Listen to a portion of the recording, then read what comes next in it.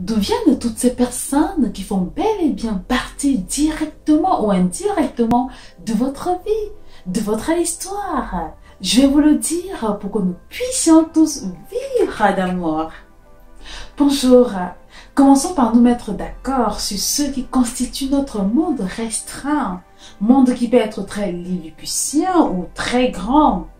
Il s'agit de nos parents, beaux-parents, époux, épouses, effectivement, de nos amis, nos collègues, nos employés, nos patrons, nos clients pour ceux qui font du commerce, nos voisins, ceux qui ont été nos enseignants, bref, tous ces gens, il faut bien qu'on se demande d'où ils viennent. N'oubliez pas aussi que dans cette aventure de votre vie, il y a des médecins, des avocats, des policiers, des prêtres, des religieux ou religieuses, des hommes ou femmes de Dieu. Toutes ces personnes font partie de votre vie. D'une façon ou d'une autre, votre histoire est constituée, est écrite avec toutes ces personnes qui vous entourent. Mais alors, d'où viennent-elles? Pas besoin de vous rappeler que ces personnes peuvent être bonnes ou mauvaises. Oui, vous aurez rencontré des mauvais médecins ou des mauvais prêtres religieux ou religieuses, de bons pasteurs ou de mauvais... Bref, toutes ces personnes qui constituent votre vie, qui sont mises sur votre chemin pour écrire votre histoire, peuvent être très bonnes ou très mauvaises.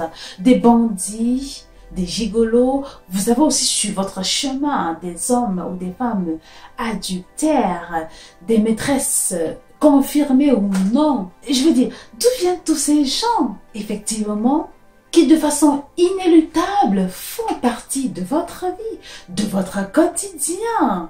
Des passants, des mendiants, des sans-abri, ceux et celles qui en veulent même à votre vie bien de fois ou à vos biens.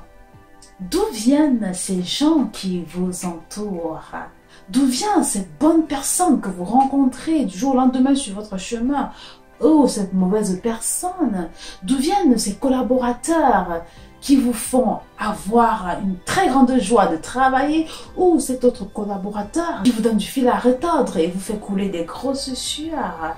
D'où viennent tous ces gens qui vous entourent? La réponse ne devrait surprendre personne, puisque nous sommes tous conscients que les écoles, les hôpitaux, l'église même, bref, toute la société doit son existence à la famille.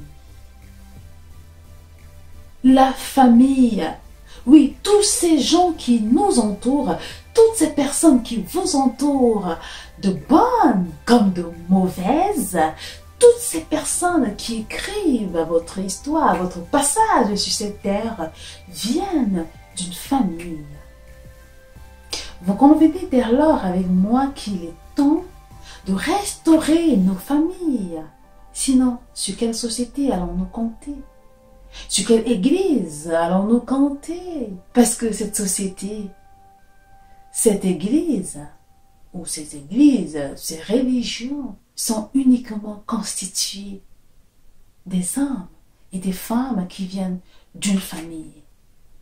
Alors, de quel genre de famille viennent ces gens qui nous font tant de bien ou tant de mal?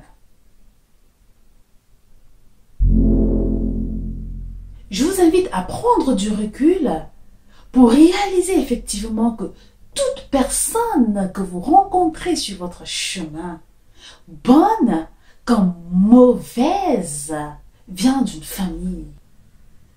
Alors c'est quoi la famille? Qu'avez-vous fait de votre famille?